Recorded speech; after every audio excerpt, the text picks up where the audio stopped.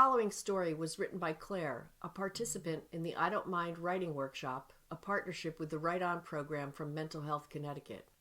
The title of Claire's piece is How Losing My Voice Helped Me Find My Voice. This class was recorded online in the fall of 2021, which may affect the audio quality. The story is raw, personal, and contains language that may not be suitable for younger listeners. Hi, my name is Claire Torgiano. I'd like to share the story of how losing my physical voice helped me find my voice.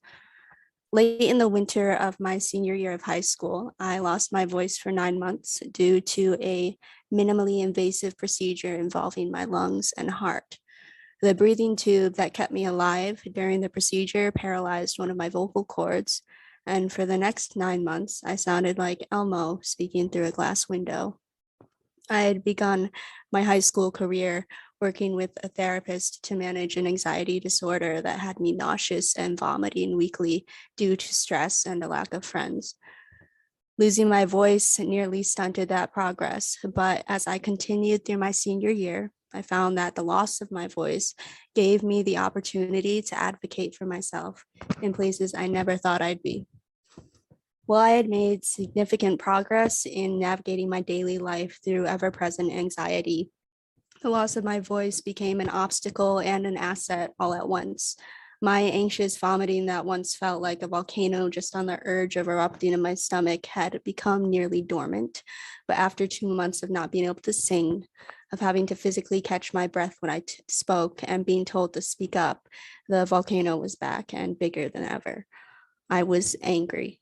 I'd been in the middle of college interviews, spring musical auditions, a chorus competition.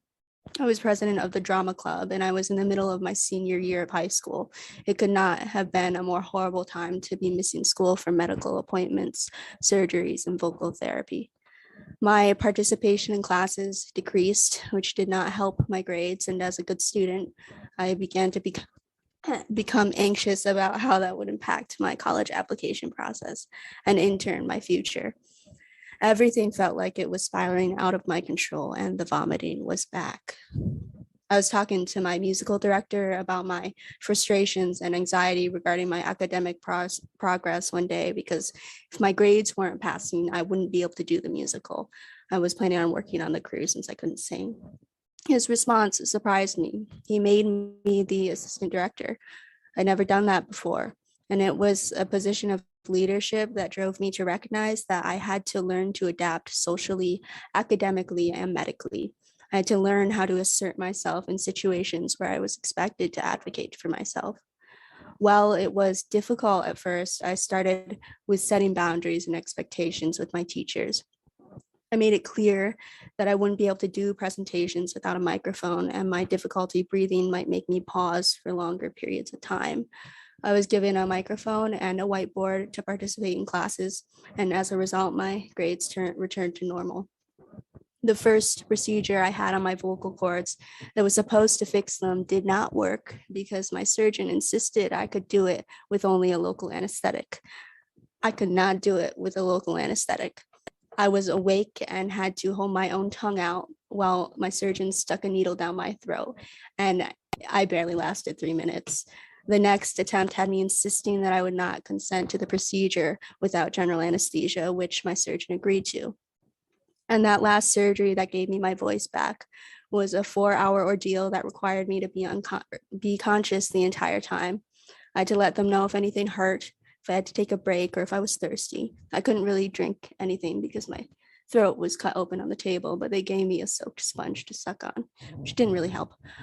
Losing my voice in one of my most formative years gave me the opportunity to explore elements of my identity that I would not have realized.